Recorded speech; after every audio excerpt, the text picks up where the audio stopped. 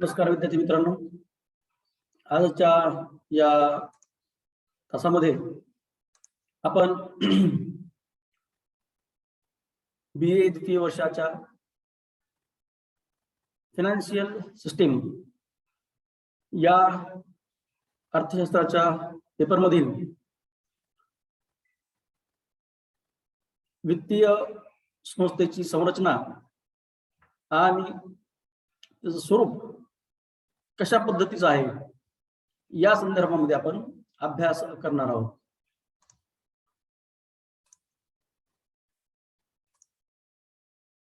सर्वप्रथम वित्तीय संस्था म्हणजे काय याचा अर्थ पाहणे महत्त्वपूर्ण ठरते.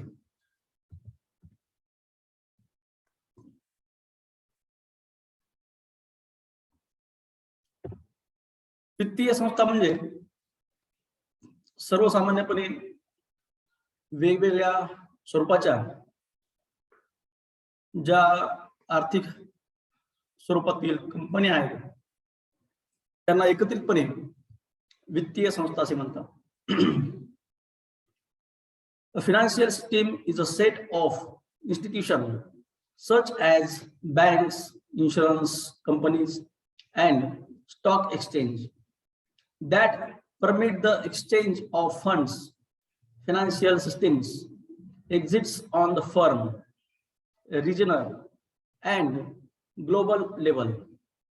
Borrowers, lenders, and investors exchange current funds to the finance project entire either for consumption or productive investment and to purchase a return of their financial asset.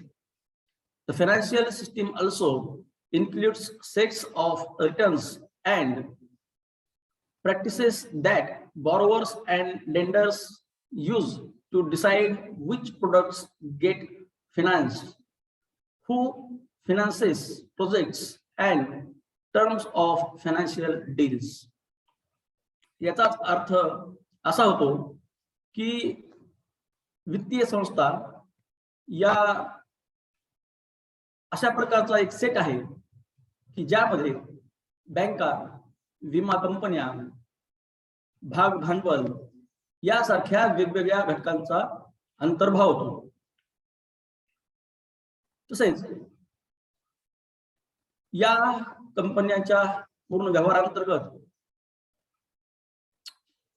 उधार घेणारे, कर्ज देणारे किंवा गुंतवणूकदार या सारख्या मध्यस्थांचा, वित्तीय मध्यस्थांचा समावेश या वित्तीय संस्थांमध्ये होतो. या वित्तीय संस्था एखाद्या उपक्रमासाठी म्हणजे प्रोजेक्टसाठी किंवा उपभोगासाठी एवढंच नव्हे तर गुंतवणुकीसाठी देखील या कर्ज पुरवठा करताना दिसून येतात. यासाठी कोणत्या वित्तीय संस्थेने कोणत्या उद्योगाला, उपक्रमाला किंवा उपभोगाला कर्ज दिले पाहिजे याचे निर्धारण त्या कंपन्या ठरवत असतात. बँका, विमा कंपन्या आणि स्टॉक एक्सचेंज यासारख्या संस्थांच्या एकत्रित समूहास वित्तीय प्रणाली किंवा वित्तीय पद्धती असे म्हणतात. थोडक्यात ज्या ठिकाणी काही अटींच्या आधारे निधींची देवाणघेवाण होते अशा व्यवस्थेला वित्तीय संस्था असे म्हणतात. मित्रांनो, या संदर्भात जर आपण विचार केला तर आपल्याला असे आढळून येते की वित्तीय संस्थांच्या स्वरूपात अशा प्रकारच्या वेगवेगळ्या वैशिष्ट्यांचा समावेश होतो की ज्या ठिकाणी काही अटींच्या आधारे या वित्तीय संस्था उपभोगासाठी किंवा उत्पादकासाठी किंवा गुंतवणुकीसाठी कर्ज देत असतात. हे कर्ज सशर्त असते, काही अटींच्या आधारे असताना आपल्याला दिसून येते. मग यामध्ये वेगवेगळ्या स्वरूपाच्या बँका असतील. मग बँकांचा एक प्रकारामध्ये खाजगी बँका आणि सार्वजनिक क्षेत्रातील बँका, तसेच परकीय बँका, पतसंस्था या सर्व संस्थांचा अंतर्भाव बँकिंग क्षेत्रामधील वित्तीय संस्थांमध्ये होतो. तर वेगवेगळ्या स्वरूपाच्या ज्या विमा कंपन्या आहेत, या विमा कंपन्यांमध्ये LIC असेल म्हणजेच लाईफ इन्शुरन्स कॉर्पोरेशन, म्हणजेच जीवन विमा कंपनी असतील, GIC म्हणजेच जनरल इन्शुरन्स कॉर्पोरेशन असतील. या LICच्या अंतर्गत व्यक्तीच्या म्हणजेच माणसांच्या जीवनाचा आयुर्विमा काढण्यात येतो. तर LIC म्हणजेच लाईफ इन्शुरन्स कॉर्पोरेशन मध्ये जनरल इन्शुरन्स कॉर्पोरेशन मध्ये वेगवेगळ्या भौतिक स्वरूपातील ज्या वस्तू आहेत किंवा प्राणी आहेत, या प्राण्यांचा विमा या जनरल इन्शुरन्स कॉर्पोरेशन म्हणजेच GICच्या अंतर्गत उतरवण्यात येतो किंवा काढण्यात येतो. याचं उदाहरण म्हणजे पीक विमा आहे, पशु विमा आहे, किंवा एवढंच नव्हे तर घराचा गृह विमा असेल, मोबाईलचा विमा असेल, गाडीचा विमा असेल, कम्प्युटर, लॅपटॉप यासारख्या ज्या काही वेगवेगळ्या वस्तूंचा विमा काढण्यात येतो, तो सामान्य विम्याअंतर्गत काढण्यात येतो. जनरल इन्शुरन्स कॉर्पोरेशन जे आहे त्या अंतर्गत या घटकांचा समावेश होतो. तसेच स्टॉक एक्सचेंज म्हणजे भाग भांडवल या अंतर्गत कॅपिटल मार्केट असेल, भाग भांडवल बाजार असेल, किंवा मनी मार्केट असेल म्हणजेच मुद्रा बाजार असेल, या वेगवेगळ्या घटकांचा अंतर्भाव या फायनान्शियल सिस्टीम मध्ये आपल्याला वित्तीय पद्धतीमध्ये होत असताना आपल्याला दिसून येतो. भारतीय वित्तीय पद्धतीची जर आपण संरचना जर अभ्यासाची म्हणली तर सर्वोच्च स्थानी मिनिस्ट्री ऑफ फायनान्स म्हणजेच वित्त मंत्रालय, त्या अंतर्गत ज्या वित्तीय संस्थेअंतर्गत ज्या वेगवेगळ्या सर्वोच्च संस्था आहेत त्या घटकांचा, त्या संस्थांचा समावेश वित्त मंत्रालयाच्या खालच्या बाजूला होतो. हे आपल्याला या चार्ट मध्ये दिसून येते. बँकिंग क्षेत्रामध्ये सर्वोच्च समजणारी जी बँक आहे ती म्हणजे रिझर्व्ह बँक ऑफ इंडिया म्हणजेच भारतीय मध्यवर्ती बँक. ही बँक बँकिंग क्षेत्रातील सर्वोच्च संस्था आहे. या अंतर्गत ही बँक इतर बँकांवरती नियंत्रण ठेवते. बँकांची बँक म्हणून ही ओळखली जाते. एवढंच नव्हे तर सरकारची बँक म्हणून देखील ही कार्य करते. म्हणून या बँकेला सर्वोच्च बँक असं संबोधलेलं आहे. यामध्ये या अंतर्गत वेगवेगळ्या बँका असतील. उदाहरणार्थ NBFC असेल, मेजर प्लेयर UTI, LIC. त्यानंतर कमर्शियल बँक्स म्हणजे व्यापारी बँक असतील. या व्यापारी बँका सार्वजनिक क्षेत्रातील असतील, परकीय बँक असतील, खासगी क्षेत्रातील असतील, किंवा रिजनल रुरल बँक म्हणजे विभागीय ग्रामीण बँक असतील. पब्लिक सेक्टर बँक मध्ये वेगवेगळ्या प्रकारच्या ज्या बँका आहेत त्यांचा समावेश होतो. यामध्ये IDBI म्हणजे इंडस्ट्रियल डेव्हलपमेंट बँक, औद्योगिक विकास बँक, भारतीय औद्योगिक विकास बँक.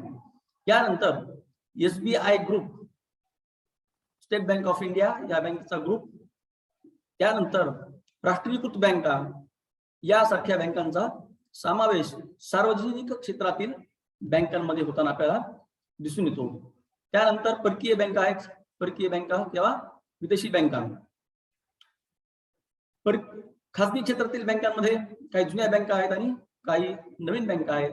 याबरोबरच ग्रामीण भागाच्या विकासासाठीच्या ज्या रिजनल रुरल बँका आहेत, विभागीय ग्रामीण बँका आहेत, या बँकांचा समावेश किंवा याचं नियंत्रण RBI द्वारे म्हणजेच रिझर्व्ह बँक ऑफ इंडिया द्वारे करण्यात येतं.